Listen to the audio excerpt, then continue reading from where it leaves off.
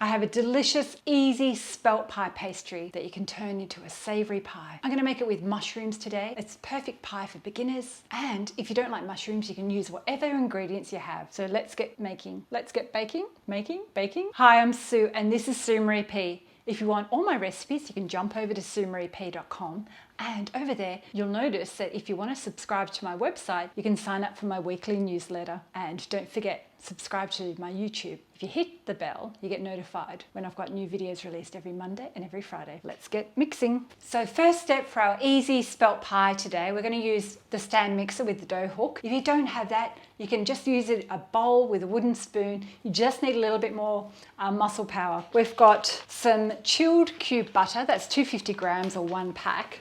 So we're going to add spelt flour today. I've got whole grain spelt flour, but if you want to use regular flour, it would work perfectly with regular flour. It's 350 grams or 2 cups plus 3/4. So we're going to pop that in.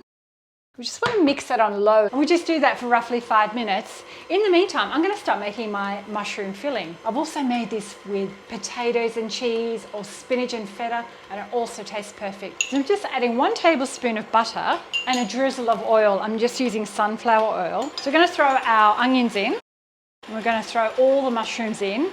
So we just let that cook away on the side. So now I'm going to slowly add some chilled water. I've got 150 mils here, which is roughly 3/4 of a cup. Just do a little at a time. Our goal is to get the dough combined and clean the bowl.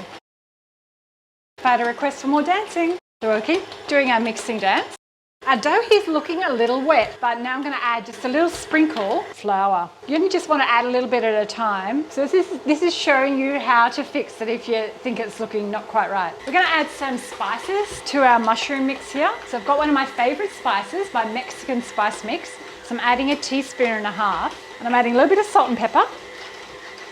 So a sprinkling of paprika. See, that's looking better, the bowl's looking clean. So we're going to scoop out our dough ball. Just put a little bit of flour on my hands to grab the dough ball. So what I'm going to do, I'm going to cut my dough ball in half. So next step, grab our dough. So we're going to form this into a disc. Is we need to chill this in the refrigerator for about 45 minutes, or you can do it overnight. Also, this dough will last in the fridge for about a week or 5 days, so you can make it ahead of time and just have it sitting there ready to whip up a pie when you need one. Okay, I'm just going to turn my mushrooms off because they're cooked. So once you've got it in your plastic, you just need to flatten it a little bit more to form a disc, and that's ready to chill. We'll just do the other one, just flatten it.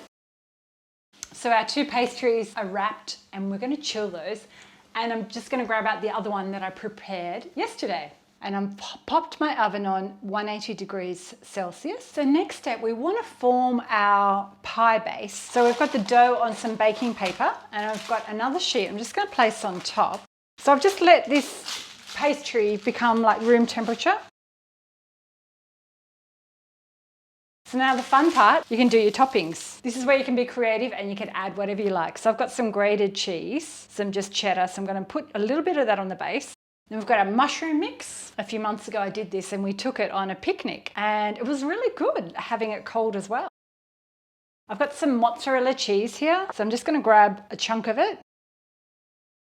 Then we're going to add the rest of the cheddar. That wasn't meant to happen. I think that's called a blooper. My cheese just went everywhere and my hands were wet. Let me just dry them. Take 2. Next thing I've got to add is feta cheese. I've bought this brand that was already pre-chopped, so it's really super easy. It's just drained. The next step, we want to scoop up the sides. Next thing, I've run out of sesame seeds because I usually put sesame seeds on the outside edge. I've got this za'atar spice, which I use on my flatbread. So I'll put the link to that. And it's a mixture of herbs and spices and sesame seeds. So I'm just going to sprinkle that on the edge. You can add a little bit more salt and pepper, but I'm not going to do that today. I might just add a little bit of paprika because I love the red color. So that looks great. Now we need to slide it onto our tray. So now we're going to bake that in our preheated oven for roughly 20 to 30 minutes. I'm going to have a look at it at 20 minutes. We want it to be golden brown.